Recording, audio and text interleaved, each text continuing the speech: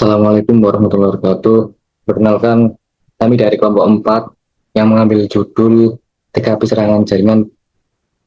Kelompok kami itu terdiri dari ada 5 orang, yaitu saya sendiri, Muhammad bin Aidil Daul Haq, NIM 084, Ahmad Bayaki, NIM 098, Belia Sukma, NIM 110, Ilham Rama, NIM 103, Muhammad Jakbar, NIM 083. Nah, pada bab 1 ini menjelaskan tentang identitas artikel, pertama judul artikel. Judul artikel pada jurnal yang kami ambil ini berjudul Audit Keamanan Jaringan Komputer Server dari Serangan DDoS menggunakan Snort Intrusion Detection System. Judul tersebut menunjukkan bahwa penelitian ini berfokus pada analisis keamanan jaringan server serta penggunaan sistem Intrusion Detection System atau IDS yang berbasis Snort untuk mendeteksi dan mengatasi serangan Distributed Denial of Service atau DDoS. Nah, pada penulis ini, jurnal ini ditulis oleh 3 peneliti, yaitu M. Iqbal, Yuhandri, dan Syafri Arlis. Jurnal ini dipublikasikan pada tahun 2024. Untuk venue-nya sendiri itu, artikel ini dipublikasikan pada jurnal ilmiah The Indonesian Journal of Computer Science, volume 13, isu 5, dan bulan terbitnya Oktober 2024. Nah, untuk doi atau link artikelnya ini ada di sini, bisa diakses. Lanjut ke domain TKP. Menurut hasil penelitian dari jurnal tersebut, artikel ini termasuk dalam kategori web atau network security, Distributed Denial of Service atau DDoS. Penjelasannya, penelitian membahas serangan Distributed of Denial Service yang menargetkan serangan jaringan. Serangan ini bekerja dengan membanjiri server dengan trafik jaringan dalam jumlah besar sehingga layanan tidak dapat diakses oleh penggunaan normal. Untuk mengatasi ancaman tersebut, peneliti menggunakan Snort sebagai intrusion detection system yang mampu memonitori lalu lintas jaringan dan mendeteksi aktivitas mencurigakan. Lanjut ke bab 2, deskripsi TKP atau SIN. Skenario insiden sebagai bagian dari program CSR PT Indah Kiat Pulp and Paper TPK SMKSI BPI Tualang, sebuah sekolah swasta di Riau menggunakan jaringan komputer dan server untuk menyediakan layanan administrasi berbasis TI dan akses internet. Salah satu masalah yang terjadi adalah ancaman serangan Distributed Denial of Service atau DDoS yang menyerang server jaringan sekolah. Serangan ini melakukannya dengan mengirimkan lalu lintas data yang sangat besar dari berbagai sumber, membuat server menjadi terlalu penuh dan tidak mampu memenuhi permintaan rutin pengguna. Di sini kita dapat melihat tanda-tanda awal insiden, yaitu ada penurunan performa jaringan secara drastis, server sulit diakses oleh pengguna sah, terjadinya lonjakan trafik jaringan yang tidak normal, dan sistem mengalami gangguan layanan atau bahkan tidak dapat diakses. Nomor 2, ada batas skop TKP. TKP sendiri yaitu tempat kejadian perkara.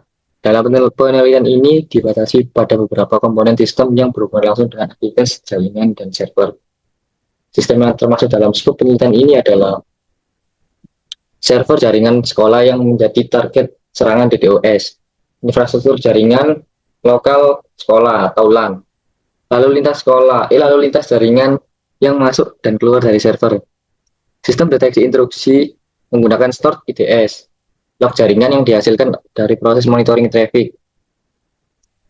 Lanjut ada sistem yang berada di luar skop penelitian, yaitu perangkat pengguna individu seperti siswa atau guru, sistem aplikasi pembelajaran atau aplikasi administrasi secara spesifik, infrastruktur jaringan di luar lingkungan sekolah, sistem keamanan eksternal yang tidak berkaitan langsung dengan implementasi IDS. Yang terakhir, ada time window. Dalam penelitian ini, time window mengacu pada jumlah waktu yang dihabiskan untuk melakukan proses pemantauan jaringan dan analisis serangan. Tentang waktu analisis meliputi 1. Saat lalu lintas jaringan dimonitori menggunakan sistem IDS. 2. saat aktivitas serangan DDoS disimulasikan atau terdeteksi. 3. Saat data log jaringan dikumpulkan dan dianalisis. Lanjut, selama periode tersebut, staf IDS bekerja secara real-time untuk pertama, menganalisis paket data yang melewati jaringan. 2. Mengidentifikasi pola lalu lintas yang mencurigakan. Yang 3. Menghasilkan alert ketika terdapat indikasi serangan DDoS. Mungkin itu saja yang saya bisa jelaskan. Selanjutnya akan dijelaskan oleh teman saya. Bab 3. Aset yang terdampak. 3.1. Identifikasi aset. Dalam insiden serangan Distributed Denial of Service atau DDoS yang dibahas dalam jurnal, beberapa aset teknologi informasi yang terdampak dapat diidentifikasi sebagai berikut. Data. Data yang berada pada server jaringan sekolah menjadi salah satu aset penting yang berpotensi terdampak. Data tersebut dapat berupa data administrasi sekolah, data penggunaan jaringan, dan data sistem pembelajaran berbasis komputer, akun atau identitas pengguna. Aset yang terpengaruhi secara tidak langsung juga termasuk akun pengguna sistem dan administrator jaringan. Pengguna dengan akun resmi tidak dapat melakukan proses login dan mengakses layanan yang tersedia di jaringan ketika server mengalami gangguan akibat serangan DDoS. C. Perangkat. Perangkat keras yang terdampak dalam penelitian ini meliputi server utama jaringan, router, dan perangkat jaringan lainnya, dan komputer administrator yang digunakan untuk melakukan monitoring jaringan. D. Layanan sistem. Beberapa layanan yang berjalan pada server ikut terdampak, seperti layanan akses jaringan, layanan aplikasi internal, dan layanan komunikasi data antar perangkat dalam jaringan. E. Infrastruktur jaringan. Infrastruktur jaringan sekolah, yang merupakan lalu lintas jaringan yang terhubung ke server, adalah aset yang paling terpengaruh oleh serangan DDoS, karena jaringan penuh dengan paket data berbahaya, menghambat komunikasi data biasa. SNOR, sebuah Intrusion Detection System atau IDS, menganalisis traffic jaringan secara real-time untuk mendeteksi dan memantau aktivitas tersebut. Klasifikasi dampak CIA. Dalam keamanan informasi, ada 3 prinsip utama yang dikenal sebagai trait CIA: kerahasiaan, integritas, dan ketersediaan.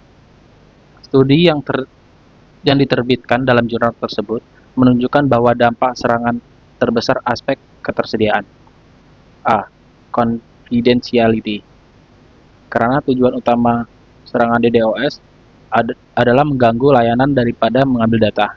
Penelitian ini tidak menemukan bukti bahwa serangan DDoS menyebabkan kebocoran data atau pencurian data. Integrity. Integritas mengacu pada perubahan atau manipulasi data secara tidak sah. Dalam kasus yang dibahas dalam jurnal, tidak ada bukti bahwa serangan DDoS mengubah data server. C. Availability. Aspek ini merupakan yang paling terdampak oleh serangan DDoS. Serangan dilakukan dengan membanjiri server dengan traffic, sehingga server tidak mampu merespon permintaan pengguna yang sah. Bukti yang menunjukkan gangguan availability antara lain: yang pertama, server mengalami kelebihan beban traffic; yang kedua, layanan jaringan tidak dapat diakses secara normal; yang ketiga, sistem menjadi lambat atau bahkan berhenti merespon. 3.3. Dampak operasional.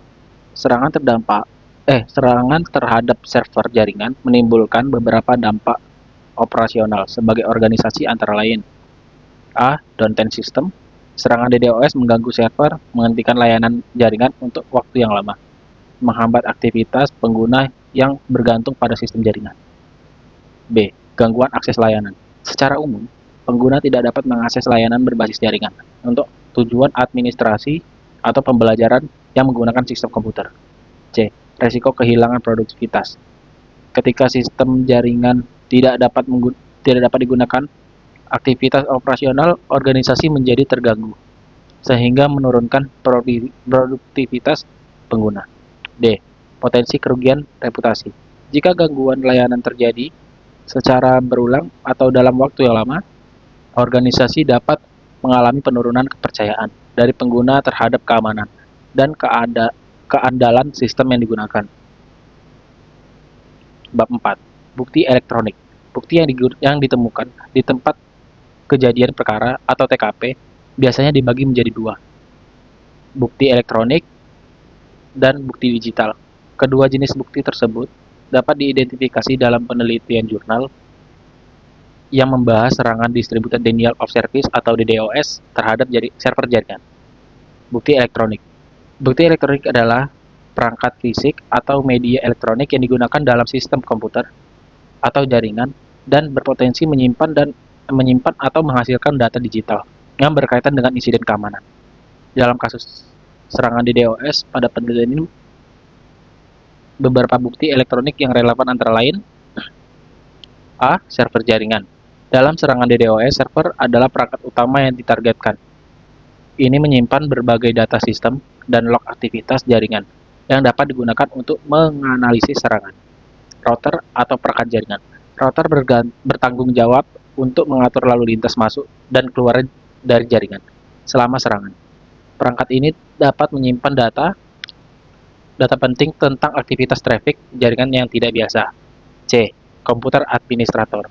Bukti elektronik juga termasuk komputer yang digunakan oleh administrator jaringan untuk melakukan monitoring dan konfigurasi sistem. Perangkat ini memiliki kemampuan untuk melacak konfigurasi keamanan jaringan dan hasil analisis traffic jaringan. D. Perangkat monitoring IDS. Perangkat yang digunakan SNOR sebagai sistem deteksi intrusi atau IDS juga memiliki bukti elektronik.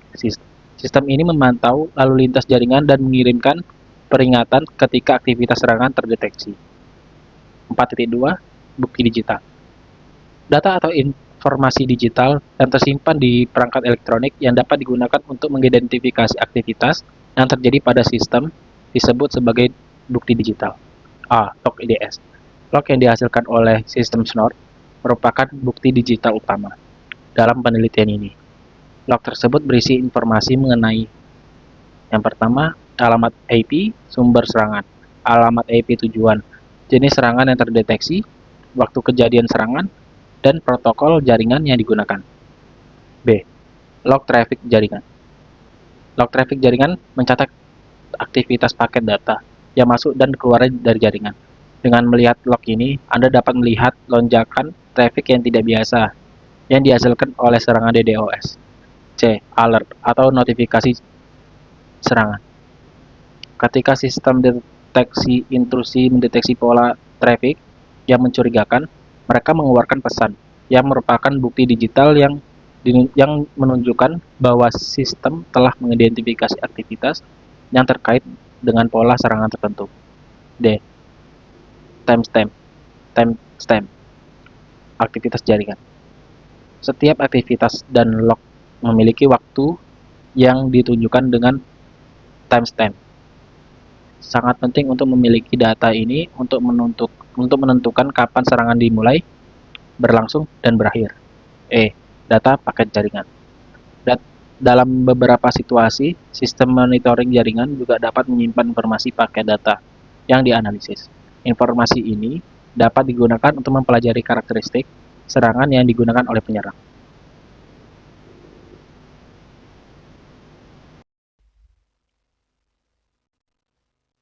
Bab 5. Sumber artefak. Dalam kasus serangan Distributed Denial of Service, administrator dapat menemukan berbagai artefak digital dari berbagai sumber sistem. Artefak digital ini termasuk catatan lalu jaringan, metadata sistem, dan aktivitas. 1. Email artefak. Tidak ada bukti bahwa serangan dilakukan oleh media sosial seperti phishing atau malware. Namun secara umum, artefak email yang bisa dianalisis dalam investigasi keamanan meliputi email header, sender address, URL dan email address file, dan juga timestamp. Browser artefak. Browser artefak biasanya muncul ketika serangan terhadap aktivitas web seperti phishing atau malware download. Contohnya browsing history, cache file, lagi, dan history. Sistem artefak. Sistem artefak terdiri dari sistem operasi server atau perangkat jaringan yang bertanggung jawab untuk mencatat aktivitas sistem. Contohnya event log, authentication log, message log, schedule text log. Network artifact.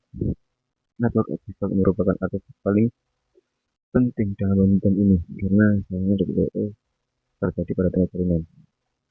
Beberapa jaringan dianalisis meliputi IP address endport, IDS port, firewall logs, traffic paket jaringan, cloud atau application artifact. Dalam ini sistem basisnya masih berada pada infrastruktur jaringan lokal sehingga tidak ditemukan penggunaan layanan cloud. Namun secara umum dapat berupa audit log aplikasi, log perubahan konfigurasi, API address log, activity log pengguna, file artifact, file berkaitan dengan data yang tersimpan dalam sistem server. Contohnya file metadata, hash file, daemon file. Tahap persiapan.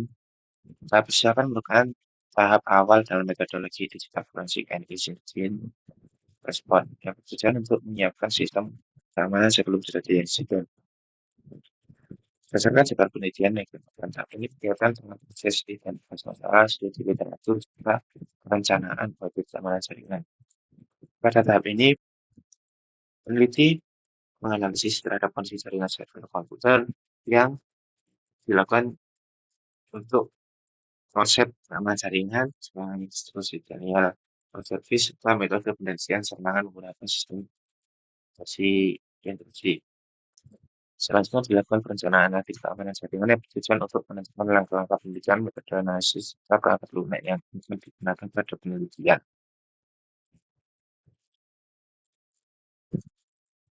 Selanjutnya tahap identifikasi yang dilakukan melalui proses pengumpulan jaringan dan pemantauan aktivitas lalu lintas jaringan. Sistem IDS yang digunakan yaitu Snort konfigurasi untuk memantau seluruh lalu lintas jaringan secara real-time. Apabila ditemukan aktivitas yang sesuai dengan pola serangan yang ditentukan, maka sistem akan menghasilkan notifikasi atau alert yang menunjukkan adanya potensi serangan terhadap server.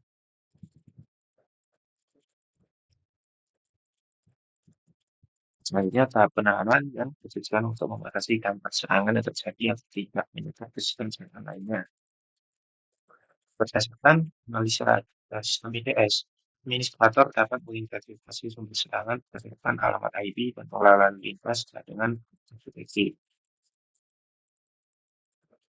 Informasi tersebut kemudian digunakan untuk melakukan pengaturan keamanan jaringan seperti konfigurasi firewall atau pembatasan akses dari sumber yang mencurigakan. Dengan langkah penanganan secara cepat, serangan dapat dikendalikan sehingga tidak dapat menyebabkan gangguan yang lebih besar terhadap jaringan server. Selanjutnya, tahap pemberantasan merupakan proses untuk menghilangkan sumber penyebab serangan dari sistem jaringan.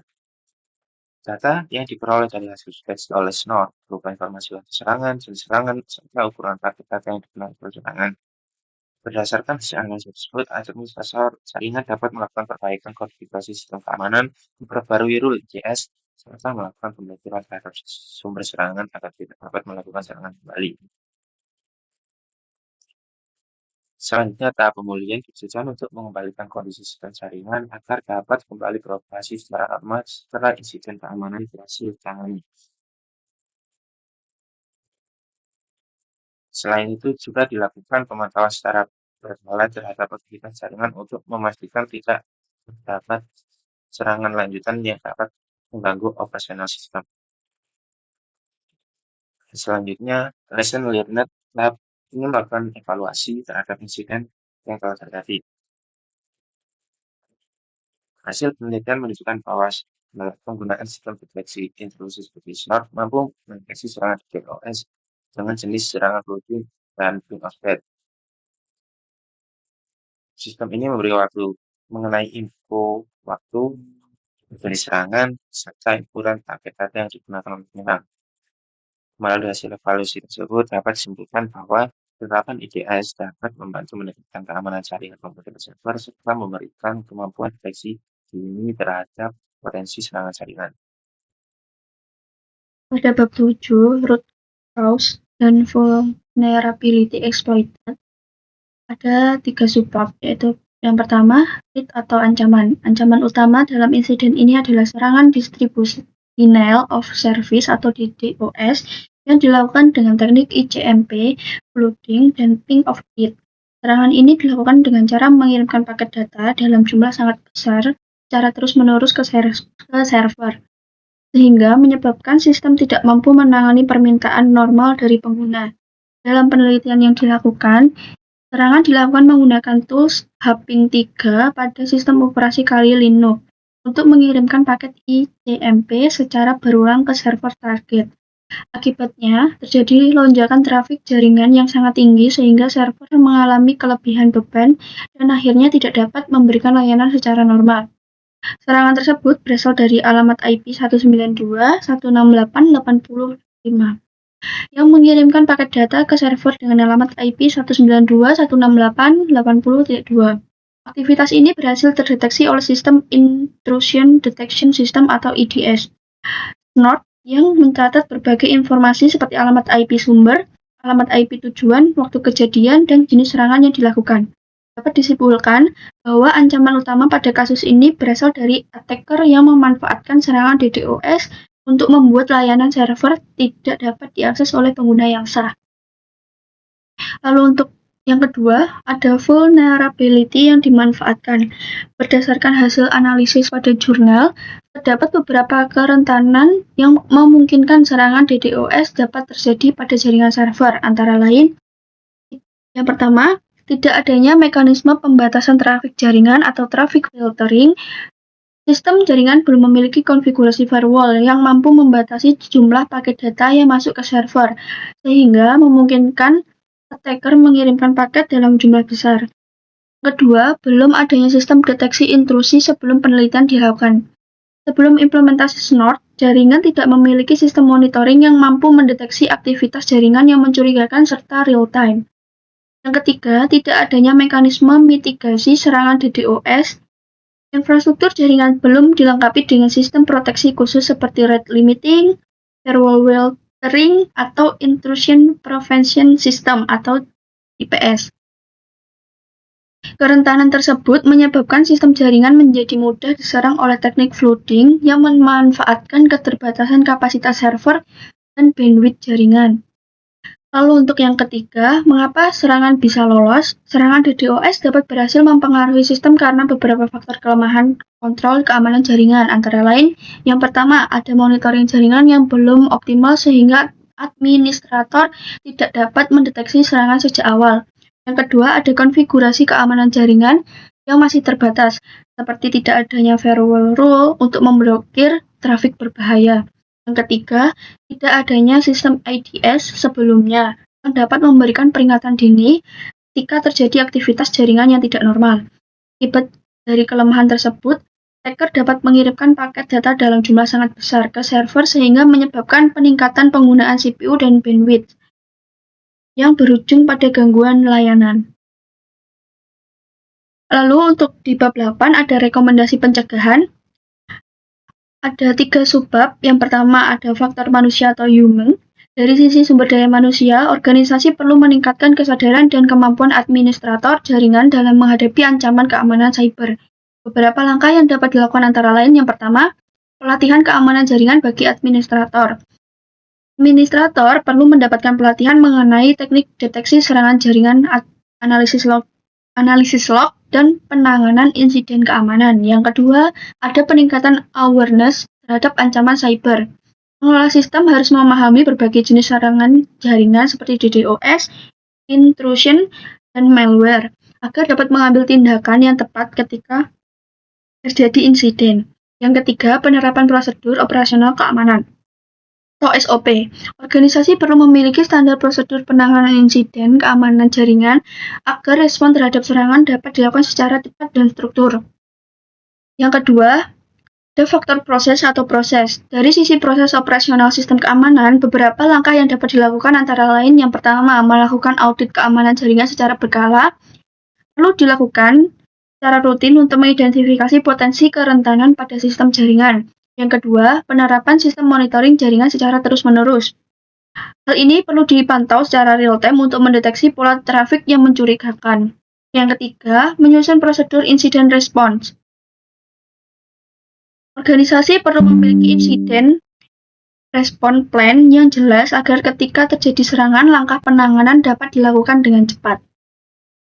Untuk yang ketiga, ada faktor teknologi atau teknologi. Dari sisi teknologi, beberapa solusi teknik yang teknis yang dapat diterapkan untuk meningkatkan keamanan jaringan antara lain, yang pertama ada implementasi Intrusion Detection System atau IDS dan Intrusion Prevention System atau IPS.